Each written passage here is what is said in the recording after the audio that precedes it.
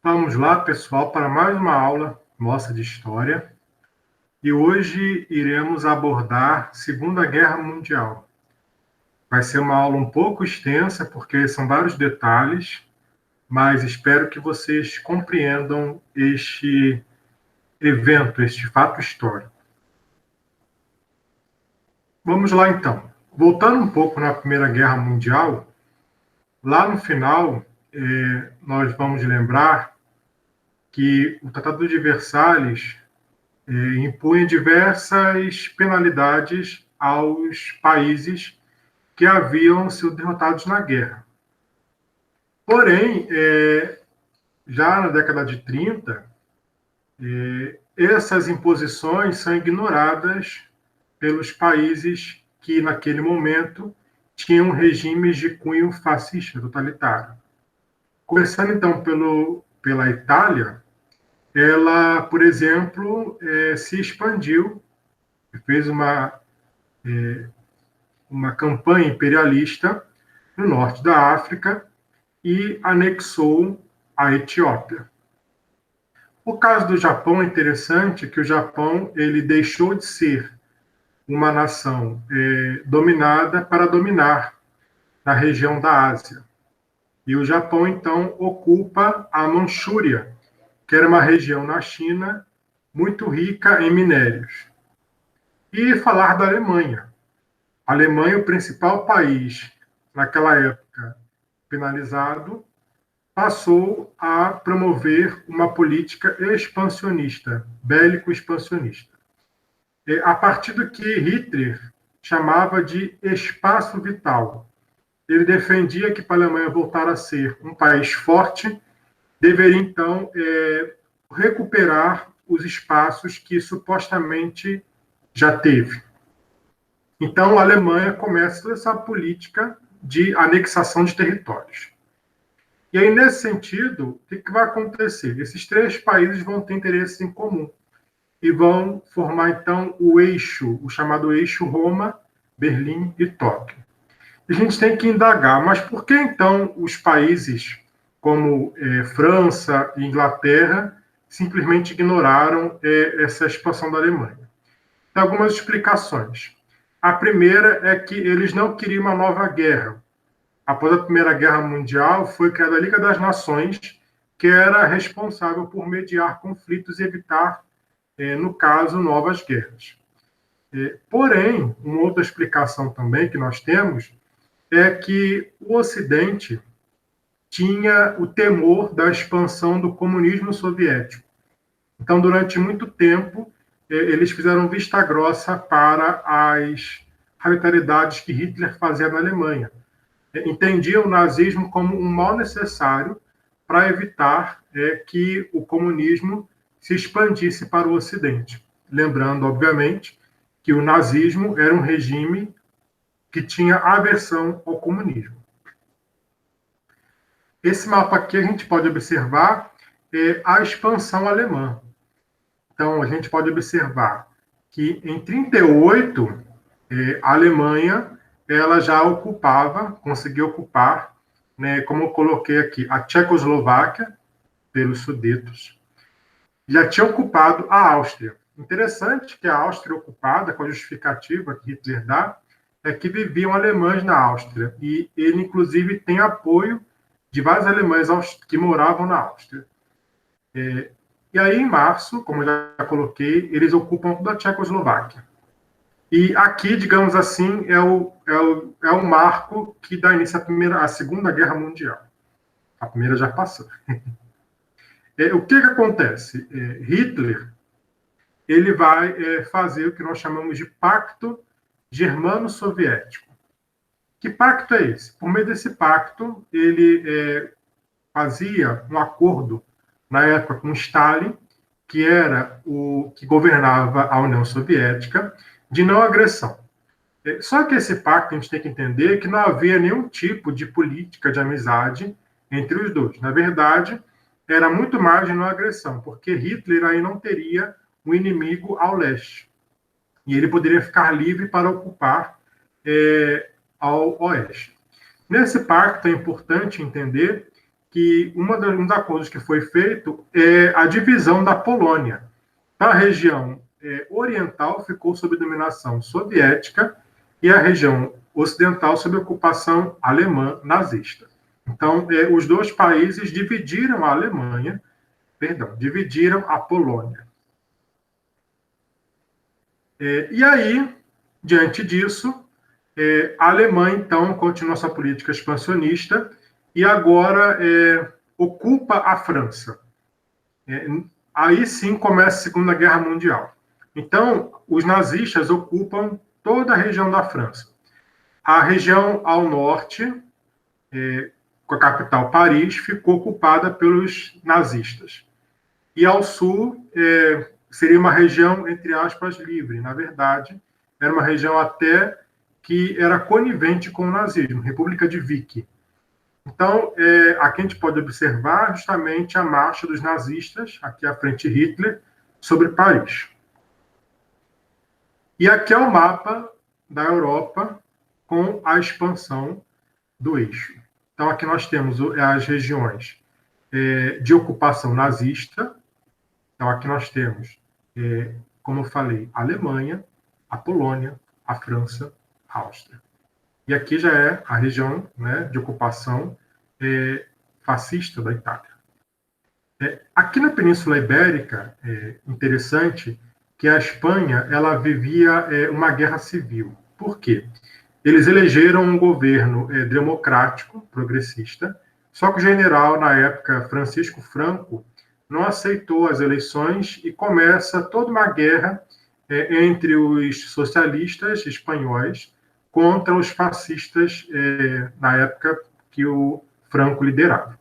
E aí Itália e Alemanha ajudaram Franco, aqui na Espanha, a derrotar os socialistas, a esquerda, e instituir um governo, então, autoritário. E aí, como eu falei, com a ocupação francesa, a guerra começa de fato. Então, aqui a gente pode observar que em 40 ainda existe uma expansão nazista. Os nazistas conseguem anexar Dinamarca, Noruega, Holanda, Bélgica e França. E aí, após isso, eles tentam, então, ocupar a Inglaterra. A Inglaterra, a gente tem que pensar que a Inglaterra é uma ilha, na verdade, né? Ela é separada da Europa. Então, eles tentaram, obviamente, ocupar a Inglaterra, bombardear a Inglaterra, por meio de aviões. E aí, na época, o primeiro-ministro Winston Churchill liderou uma resistência contra os nazistas. Os nazistas bombardearam a capital, Londres, inclusive, e a aeronáutica britânica resistiu. Diante do fracasso da ocupação britânica, os nazistas, então, fazem algo que talvez seja o início do fim, que tentam justamente invadir a União Soviética, aquele país que antes Hitler fez um pacto de não agressão. E aí, o que vai acontecer? Diante disso, os nazistas não vão ter sucesso, porque inicialmente eles tentam invadir a União Soviética e os soviéticos, eles então têm uma tática chamada de de terra arrasada. Que tática seria essa? Destruir tudo que tinha na cidade que pudesse, de alguma forma, garantir a sobrevivência do exército inimigo. Hospitais, locais que tivessem mantimentos. E aí, com o frio, com o inverno rigoroso soviético, os alemães foram, então, se enfraquecendo. As cidades, então, vazias, com os alemães fracos, os soviéticos, então, retornaram e tentaram expulsar os alemães na principal batalha por terra, que é a Batalha de Stalingrado. Aquela batalha, então, os alemães, os nazistas, são expulsos da União Soviética. Depois disso, nesse contexto também, os japoneses vão atacar de surpresa a base norte-americana, estadunidense, de Pearl Harbor. E aí eles conseguem destruir grande parte da esquadra americana. E aí, diante disso, os Estados Unidos, então, eles abandonam a neutralidade e passam também a lutar contra o eixo. E aí o Brasil, né? O Brasil é interessante, porque o Brasil, até então, Getúlio Vargas, tinha algumas relações até amistosas com os países do eixo. Porém, os Estados Unidos tinham uma base aérea na região do Nordeste, lá em Natal. Isso não agradava, obviamente, Hitler, que então atacou os navios brasileiros. E aí o Brasil vai se aliar aos aliados, né? Se alia aos aliados, se alia aos Estados Unidos, e entra na Segunda Guerra Mundial contra o eixo, contra o fascismo. Aí eu trouxe essas imagens aqui porque elas têm uma conexão com a Segunda Guerra Mundial. Essa figura, esse personagem, Zé Carioca, ele foi criado por Walt Disney nesse momento em que os americanos começam a fazer uma política de boa vizinhança com o Brasil, obviamente, para quê? Para que o Brasil entrasse na Segunda Guerra junto e ajudasse os americanos. Carmen Miranda também foi, na época, muito cortejada pelos americanos. E aí eles já exaltavam o samba e tudo que o Brasil produzia em termos de cultura. Só que nesse contexto também a gente tem uma americanização do Brasil. Muitos americanos vieram para o Brasil, né, cinemas e por aí vai. Então a gente tem uma influência muito grande dos Estados Unidos no Brasil nesse contexto. E aqui a imagem justamente da FEB, que é a Força Expedicionária Brasileira.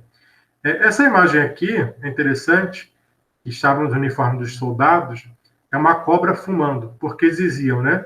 O Brasil nunca vai entrar numa guerra, nem que a cobra fume, se a cobra fumar. E aí o Brasil entrou e aí, de fato, a cobra fumou. Tá? Diante disso, então, os aliados, que são Inglaterra, França, Estados Unidos, União Soviética e também Brasil, vão então começar a sua ofensiva contra o eixo.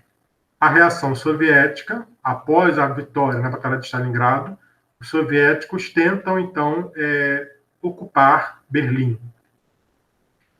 Depois, eles ocupam o norte da África, e aí começa o princípio da derrota da Itália. A FEB ela vai ajudar na tomada da cidade de Monte Castelo, no norte da Itália. E aí ela vai abrir caminho para que as tropas aliadas possam, então, ocupar a Itália. Em 44, ocorre a libertação da Itália e, finalmente, Mussolini vai ser derrotado. Ele é forçado a renunciar. Ele até tenta criar um governo no sul da Itália, mas dura muito pouco. Não consegue ir para frente. Inclusive, por muitos italianos, então, são contra Mussolini nesse contexto, à medida em que o eixo vai perdendo, vai sendo derrotado. E aí, em 6 de junho de 44, é o chamado Dia D, em que os aliados, então, vão finalmente libertar a França e vão planejar, no caso, um ataque contra a Alemanha, a partir da região na Renânia, na Normandia, lá no norte da França. No dia D, então, o que vai acontecer? Finalmente, os aliados vão invadir a Alemanha. Na parte ocidental são Estados Unidos, Inglaterra, França. E pela parte oriental, a União Soviética. E aí, por isso, a Alemanha fica encurralada. Com a chegada dos soviéticos, ocorre, então, a libertação do campo de Auschwitz. Foi o maior campo de concentração que os alemães criaram, um campo de extermínio de judeus. Tá? Em 42, o que vai acontecer? Os nazistas vão começar a sua política de extermínio sumário dos prisioneiros de campo de concentração, principalmente dos judeus. Eles chamavam aquilo de solução final. Então, crianças, idosos e pessoas com saúde um pouco mais frágil chegavam nos campos e eram automaticamente exterminados na câmara de gás. Sem falar das condições que eram submetidas, como e por aí vai. A gente pode observar aqui, né, os prisioneiros em pele e osso. Essas imagens são reais. Tá? Então, muitos, quando os soviéticos chegaram e libertaram Auschwitz, viram ali uma espécie, né, de alívio, porque eles viram que finalmente eles estavam livres. Muitos fugiram, obviamente, mas o Holocausto foi, digamos assim, o pior episódio da história do nosso tempo. Um genocídio feito em massa, promovido pelo Estado. O Estado criou uma máquina, uma burocracia para matar, para extermínio de pessoas, usando como critério questões étnicas, tentativa, obviamente, de apagar uma cultura, uma etnia. E aí, com finalmente a derrota da Alemanha, Hitler, então, ele vai exigir na época que os alemães lutem para tentar, de alguma forma, reagir, tentar, de alguma forma, resistir aos aliados. Então, ele exige que crianças, mulheres, idosos lutassem pelo nazismo alemão, só que não tem sucesso. E aí ele então vai se suicidar. Hitler se suicida. E após isso a Alemanha está derrotada. Com isso, os aliados eles vão criar zonas de ocupação na Alemanha. A gente pode observar que as principais potências, Inglaterra, França, Estados Unidos e União Soviética, vão criar zonas de ocupação naquela região, porque o nazismo então tinha sido derrotado e aí eles dominam a Alemanha. Porém, a guerra ainda não tinha acabado totalmente. Por quê? Porque no Oriente os japoneses continuavam resistindo aos ataques dos Estados Unidos. Dos principais atos desesperados feitos pelos japoneses foram chamados kamikaze. O que eram os kamikaze? Os japoneses, então, no caso, lançavam seus aviões contra os alvos do inimigo, se suicidavam. Só que, para tentar, então, acabar de uma vez com a guerra, para colocar um ponto final na guerra, os Estados Unidos, então, fazem uma ação enérgica e radical. Eles, então, vão usar a bomba atômica, a bomba nuclear, e atacam duas cidades, Hiroshima e Nagasaki. Foi um ataque feito, digamos assim, de forma bem covarde, porque já tinha acabado a guerra, praticamente. O Japão já não tinha mais condições de continuar aquela guerra, estava derrotado. Só que esse ataque foi para quê? Para mostrar ao mundo o poderio bélico estadunidense. Então, essa imagem, que até hoje é muito famosa, desse cogumelo, né, que a bomba atômica formou, e essas cidades até hoje sofrem com os efeitos da radiação. Muitos morreram, né, muitos morreram nesse contexto. Após a Segunda Guerra Mundial, então, vão ser julgados crimes de guerra. Vai ser criado o Tribunal de Nuremberg, na Alemanha, que vai julgar os crimes dos nazistas. Muitos vão ser condenados e vão ser presos por crimes contra a humanidade.